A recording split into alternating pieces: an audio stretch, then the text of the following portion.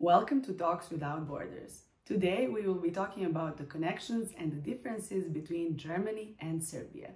Today we will meet Milicom Čortanovački, who is a second-generation Serbian living in Germany, actually currently living and studying in England. Apart from her, we will be talking to Julijom Ernesti, who is from Germany, but he has moved to Serbia and has been living here for a couple of years. So stay with us for another 20 minutes and we really hope you will enjoy our conversation.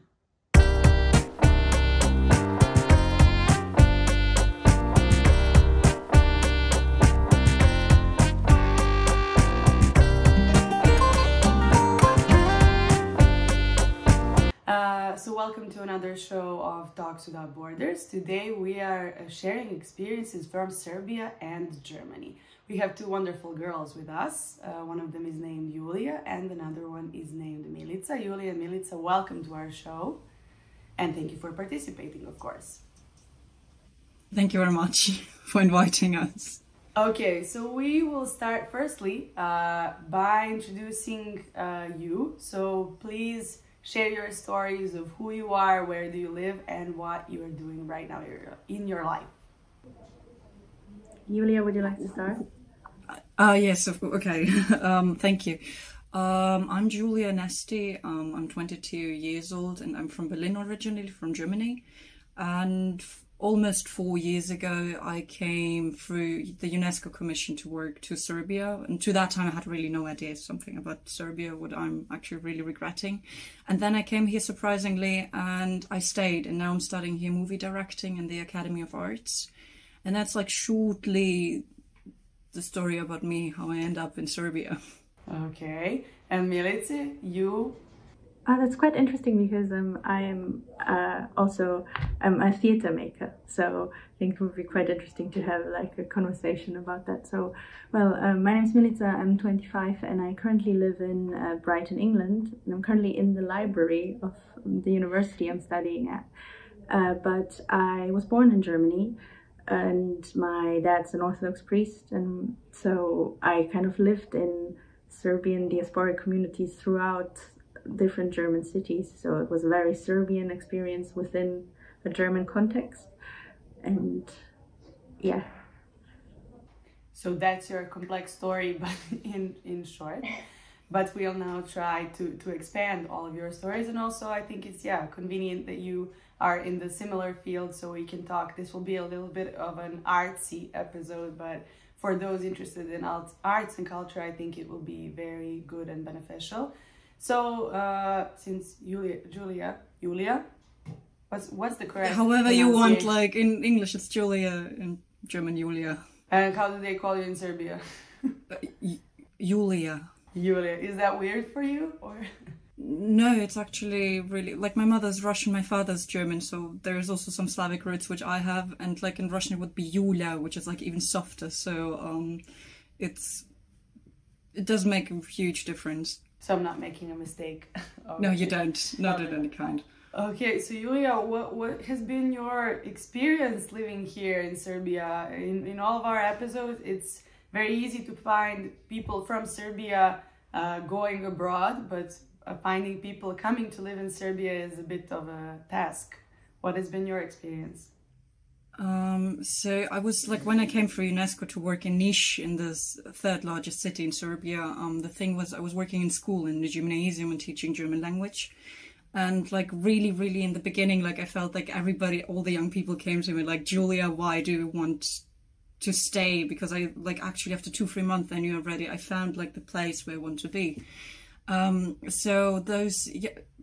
So the thing was, everybody thought that in Germany the life is better, everything is much better. And then I'm from Berlin, I grew up, I saw it, and somehow I missed something. I would say that's something personal, like really from everybody, like totally personal.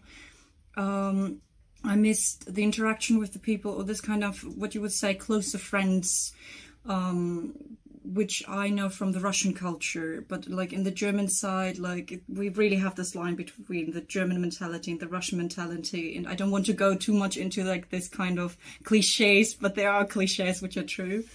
So it's like usually in the German, like we are distant and everything, and we're good workers, like, or I would say like from my family members. But like from the Russian side, there's like this kind of, okay, like let's meet, let's talk about something, let's like have like we instead to have a psychologist, you have your best friend to talk to in the evening, like what you would say cliche, have like to call at 3 in the morning and say, hey, I feel bad. And that happened to me in Niš when I came to Niš, and I saw all those young people which are like every day having a coffee, every day meeting up, talking about, I don't know, love stories, about something, and I missed it really much. And then I met people actually which were thinking the same way, going out, meeting like in the last minute, and that was actually the point which I saw like this kind of difference. And that's also one of the points why I wanted to live here and like try to stay somehow. Okay, so what was your next station? Where did you go? Did you stay in Niš or did you explore other cities? So I was first, like the thing was, it started like the main institution, the Goethe institution, for which I was also working.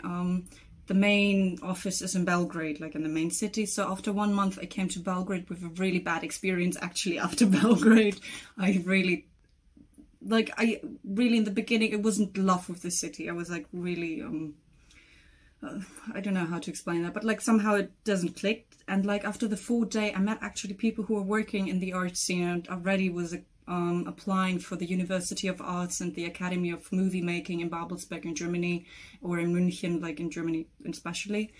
And it was the 2nd year that I tried it. And then I met like suddenly people here in Belgrade, which were actually from the sphere and which led me actually to be a part of their way through university, through theater, through cinemas, whatever.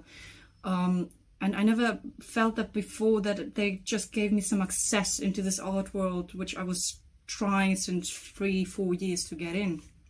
So somehow I had the feeling I get here like more possibilities, and that happened in Belgrade when I also met like a few people which were like saying, hey, we like what you're doing, we like how you're doing this, like let's support this. So that's how I moved from Niš to Belgrade, and I started like working on the network, I would say, with those people which work in the art scene. And the city started growing on you. Oh, of course. Belgrade is really, like, especially I find it's an amazing city. Like, a lot of people are saying it's like little Berlin. I never saw Berlin in the 80s, 90s, so that's actually what my parents were saying. It was when it's 80s, 90s. Now Berlin changed a lot because, like, it got really commercialized. Like, again, it's like my own seeing of the situation now. And I have been suddenly, like, 1 or 2 weeks ago, I have been to Berlin for 2 weeks after 2 years. Like, I haven't been in Berlin because of the coronavirus for 2 years. And then I saw again my family the first time. I saw again like the city the first time. And I saw how in 2 years it changed so much. It went somehow faster. It got really global, like this kind of, how do I say that? When you have a lot of young people from all around the world. And it doesn't seem anymore the same city. It doesn't have like it got really commercial, I would say. Okay, we'll be talking about this. This is very interesting about the global aspect of each city, and we'll try to compare them. But Milica, your story is very specific, and it's very specific. I somehow feel rarely hear the stories of people who are actually the 2nd generation of going somewhere abroad. So what is your story? How was your story growing up in Germany been? And especially the relation of your family to Serbia from Germany. How has that been for you? So my parents, they came to Germany 2 years before I was born, because I believe that while the war in the Balkans was happening, more people moved to Germany, more Serbians or people from Croatia or Bosnia were moving to these Western countries, and that kind of also increased the need for priests, I guess, or any kind of like community centers. And so my dad was sent to a little town called Kassel, where it's in the middle of Germany, where I was born, and I lived there for 2 years before we moved down south to Villingen-Schwenningen, and that's where I spent like the first 6, 7 or 10 years actually of my life, where I went where I started school as well. And I think, as you say, my story is quite interesting, is because my parents still kind of stayed in the Serbian bubble, whilst I was kind of bound to explore the Germanness by myself, because I didn't know any German because my parents didn't know German before I went into kindergarten. So they just somehow put me into kindergarten, and somehow my child brain kind of just picked the language up. So I wasn't taught the language by my parents. And so I would kind of live a double life, sort of, somehow in school, trying to somehow come up with a German identity. It's quite interesting because my name is Milica, which is a really, like, maybe the most famous Serbian name, and nobody could really pronounce it in German schools. Everybody would say like Milica or Milica, and I always felt a bit sad. So I thought, okay, I'm just gonna Germanify it, and I was like, I'm gonna go by Melissa. And then going back home, everything was really ultra Serbian and ultra Orthodox. There were a lot of those Serbian iconography everywhere because of my dad's job and belief. And then we would all my family's friends, they were all also Serbians. So I would and I think in those communities of Orthodoxy, there's a heightened sense of like Serbianness as well, because you're kind of filling something you've left. So there were a lot of like Serbian flags everywhere, a lot of Serbian music, and it was a great, I guess, place of gathering the Serbian community within, and like the country they've come from into another one. So that was always interesting to kind of juggle. And I would go to Serbia every summer to visit my grandparents, and I always found that very freeing, and because it was totally different from time like spent with my German friends, because with the friends in the Serbian village of my grandma, we could play till like 12 midnight, and I really always enjoyed it, and I still come every summer and love Belgrade as well. And it's interesting that you said there's a little Berlin, because in Germany I feel the most comfortable in Berlin, so maybe it's a little kind of link there. And yeah, there's something I wanted to say, but I forgot. But yes, I think I always found that I have this problem that in Serbia I feel more German, and in Germany I feel more Serbian. So I just decided to come somewhere completely else, and now I'm in England, where I can be both and nothing at the same time. Yeah. Yeah, it's a very specific position, which is why I want to ask you. So while you were growing up, you were basically surrounded by nostalgia of a different place. How has that felt for you? And you were growing up in a different environment. How is that? I mean, the way you're explaining it, it's very complex, and it sounds very authentic.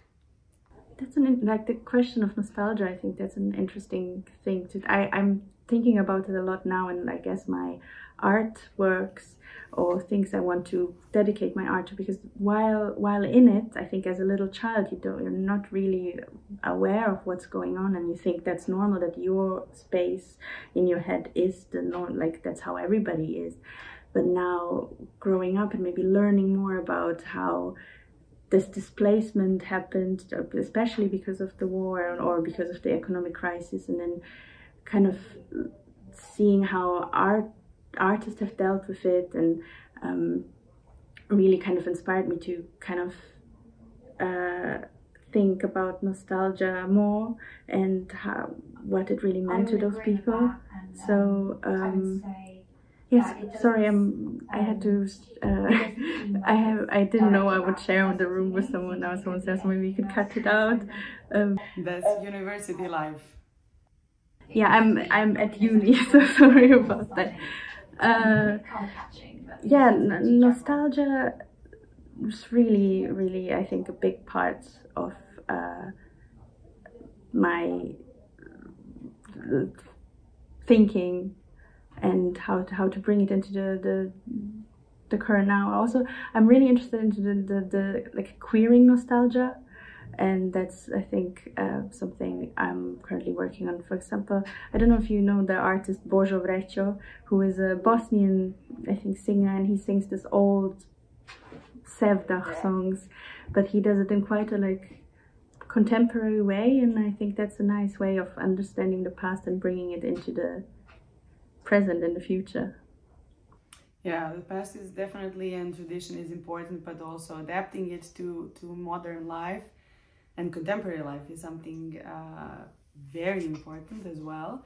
And while we're talking about contemporary life, how would you describe what are the biggest differences between life in Germany and life in Serbia, from your point of view?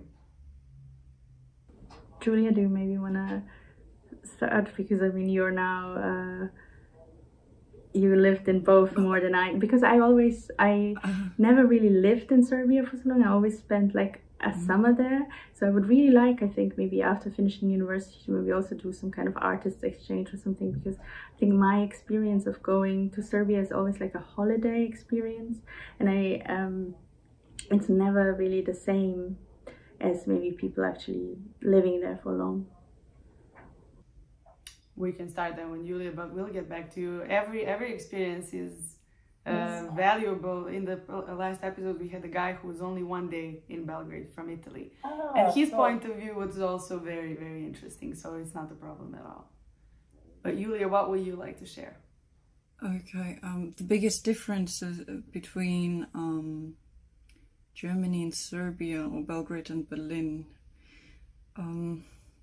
I mean, again, like I can totally agree with Milica, like if you're at home, if you already have like two mentalities, or at your place, like in my case, it was like at home it was Russian, and outside it was the German side. So it was also, again, like always this balancing between two cultures, two mentalities, two histories, which are totally different.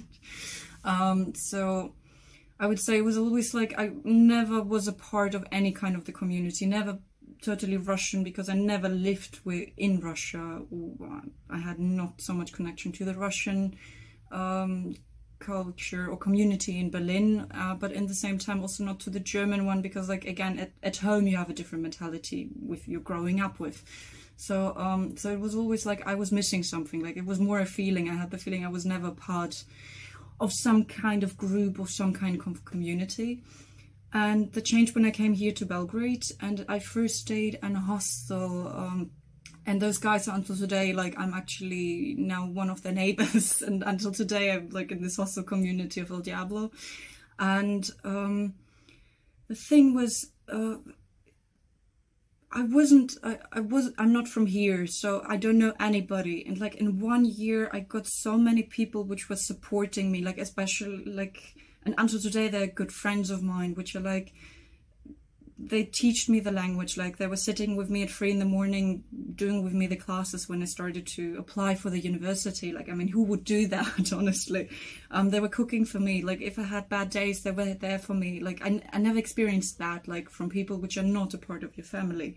So I would say this is the biggest difference between those two mentalities, two cultures. Like here people are more this kind of familiar, it's more about the connection to all the generations. Then there comes also a lot about the 99 bombing, like just to say also historically, I don't understand all the history of like the Balkans generally. It's like it's immense, like it's huge, and I guess a lot of people of mine also don't understand.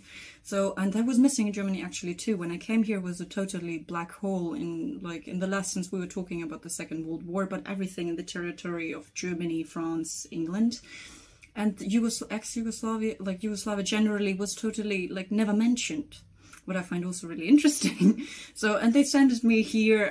I had really, honestly, no expectations. And my mother just said, I'm totally cool. She's like from St. Petersburg. And she said, these are our brothers, Slovens, like, bratia Slovani. And I was like, okay, what is waiting for me? And then I came and I saw like a community which looks totally like in ex-Soviet Union films. Like actually still Serbia has this mentality of going out, meeting people, culturally really rich. Like, I mean, so much live music. I never saw a city which provides to young people so much culture, so much education, so much art. Like this live music every evening, like if you go to the parking lot, if you go to the theater, like you as a student, you have a lot of more possibilities also, like educationally and culturally, to grow. What was, again, like in Berlin, it's really expensive. If you want to go to the museum, like now for example, they reconstructed totally the program on the museum. You pay 28, 30 euros, like for a day ticket. And then you have, of course, possibilities monthly, but like you really have to work on it, or you have to have a surrounding which will like push you to go culturally and educationally to grow. And it got like more and more expensive, and like, let's say, because of, again, coronavirus and everything, it's like, it's this balancing. And here still, like, I see every day my professors, like, which are, let's say, also if we talk about the payment or something, which get much less paid than in Germany that would be, but like they're so much more willing to sit with me down. Like I could call them on Saturday, Sunday and say, hey, I'm writing like a script now, I need some actors, like I have no idea what to do. They would say, hey, no problem, let's meet for coffee, we're gonna go through it. And that's also how it happened that they sent me like to a first collaboration with, like, I was working as a cast PA at some Hollywood production movie like a few months ago. And that would, like, a few years ago, I never would expect that. Like I was like so far from that. And this is like just through all those connections which are here, where people are still like, okay, let's help each other, let's help each other. And in Germany, I don't know, like, if I see like my family connections and everything, they are fine, but it's always like, okay, if you're 18, see what you're gonna do, see how you're gonna deal with yourself, like it's your life, go for it. So there's not so much support or so much interest how you're gonna grow with yourself, what you're gonna do next. So I would say this is the mainly difference between those two cultures. Okay, thank you, Julia.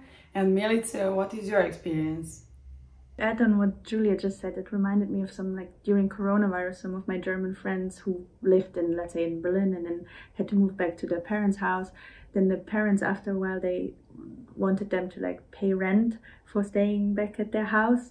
And that's something that would, I think, never happen in Serbia. I think the familial like bond is so much stronger than in Germany. And I learned this saying here in the UK, that's like wearing your heart on your sleeve, which I think is being very open about your emotions and really saying how you feel. I think that's I think the Serbian soul, compared to maybe the Germans, who were like, as maybe by stereotypes, are like effective and colder and stuff. But I think in many ways that's also true. But I think in Germany, people are more a bit, I think, about skeptical about you. And then you need to, but once you get to know them, it can be very rich and loving. But in Serbia, everybody's a bit like, well, open. I think that's maybe one of the main differences. And maybe to also add what Julia was saying about culture, I think culture in Serbia has so much, I think in the everyday life, it's placed like in everything. I know, like, and my dad knows so many quotes from so many movies, from like Serbian comedies, and he uses them in like everyday interactions. And sometimes my brother and I have this joke, like, did he really say that, or is it his words, or is it from, I don't know, Kad porastem bit ću kengur, which is just like one of his favorites. So I think in Serbia, or Serbians, I describe them maybe as like melancholically optimistic. So everything kind of doesn't work, but you're still like, you'll find a jokey way through it. Where in Germany, maybe humor has a different kind of place in culture. Yeah. It's dry. It's really, really dry, I would say. Okay, I think that, yeah, we have touched this topic in a very deep way, and I can't wait for hearing from you more, which will be in our next episode. So thank you both for participating. Thank you for sharing your experiences, and we will expand our talk in the next episode. So once again, thank you for your time, and I look forward to talking to you once more. And also for all of our viewers, this has been another episode of Talks Without Borders. As you see, the internet, the almighty internet, helps us cross these borders, and we will deepen our talk even more in our next show. Goodbye.